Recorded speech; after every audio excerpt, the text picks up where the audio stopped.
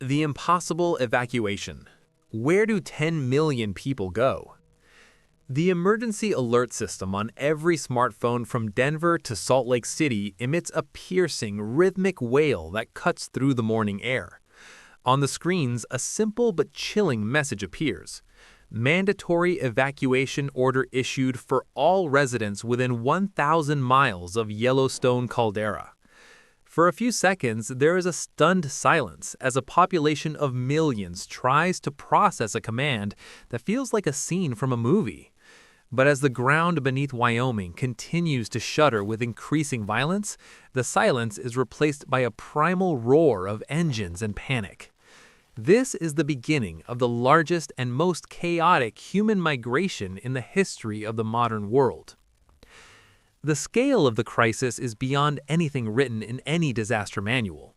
A 1,000-mile radius around the park covers multiple states and major urban centers. 10 million people are suddenly told that their homes are about to become a graveyard, buried under feet of volcanic ash. The government has declared a state of national emergency, but the infrastructure was never designed for a simultaneous exodus of this magnitude. All eyes turn to the interstate highways, those silver veins of concrete that are supposed to lead to safety, but in the face of a supervolcano, they quickly turn into stagnant rivers of steel. Within the first 3 hours, the major arteries like Interstate 90 and Interstate 15 are completely paralyzed. What was once a 5-lane highway becomes a parking lot stretching as far as the eye can see. People abandon their cars when they run out of fuel or when the stress becomes too much to bear. Families can be seen walking along the shoulders, carrying suitcases and pets, staring back at the horizon, where a massive wall of dark clouds is already beginning to blot out the sun.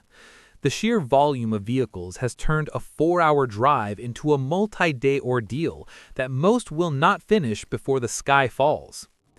In the command centers in Washington, D.C. and Denver, the atmosphere is one of controlled despair. Generals and emergency directors stare at digital maps glowing with red lines, indicating total traffic failure. The plan was always to move people in waves, but the panic has ignored the plan. Every citizen has hit the road at the exact same moment. Supply chains for food and gasoline have collapsed instantly. Gas stations become battlegrounds where the desperate fight over the last drops of fuel, while the police and National Guard are overwhelmed by the sheer scale of the civil unrest. There are not enough uniforms in the entire country to manage 10 million people in a state of terror. The logistics of the destination are even haunting than the journey. Where do 10 million refugees go? The states outside the immediate danger zone, like Kansas, Nebraska, and the coastal regions, are suddenly expected to house and feed a population larger than some European countries.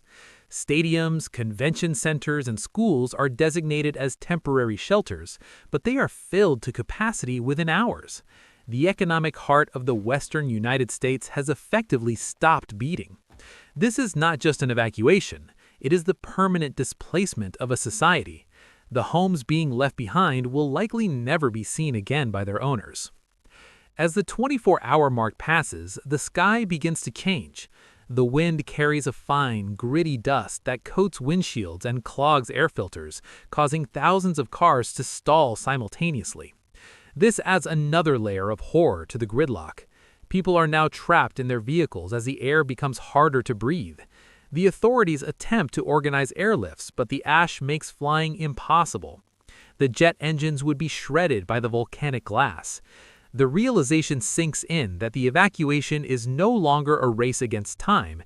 It is a struggle against the very environment that is turning hostile. The climax of this human tragedy occurs at the bottlenecks of the mountain passes and bridge crossings. As the pressure from the caldera reaches its breaking point, the earthquakes become so severe that several overpasses collapse, trapping thousands of vehicles in the valleys below. The sound of sirens is constant, but there is nowhere for the ambulances to go. Communication networks begin to fail as cell towers are overwhelmed by the sheer volume of calls and messages of goodbye. In these final hours, the social contract begins to fray at the edges. Survival becomes an individual mission rather than a collective effort. The government finally issues a secondary order telling those who are still stuck to find shelter in place and seal their homes. It is a quiet admission that the evacuation has failed for millions. The roads are too choked, the ash is moving too fast, and the giant has finally woken up. The dream of a safe zone seems like a cruel fantasy for those watching the gray curtain of the eruption column rise miles into the stratosphere. The sheer power of the Earth has rendered the most powerful nation on the planet into a state of total helplessness. The aftermath of the Exodus will be a landscape of abandoned cities and empty highways. Even those who made it to the safe zones will face a future of uncertainty in a world where the climate has been fundamentally altered. The 10 million people who fled are now the pioneers of a new and harsh reality. They carry with them only what could fit in a trunk or a backpack, leaving behind the lives they spent decades building. The empty streets of Salt Lake City and the silent houses of Boise stand as monuments to a moment when humanity realized that some forces are simply too large to be managed. The story of the impossible evacuation is a reminder of the fragility of our systems. We build our lives on the assumption of stability, but the Earth operates on a cycle of upheaval. As the ash begins to settle over the thousands of abandoned cars and the silence of the volcanic winter takes hold, the world is left to wonder if we could ever have been truly prepared. The 10 million moved because they had to, but the question of where they truly belong now has no easy answer. The map has been redrawn, not by politics, but by the raw, unstoppable will of the planet.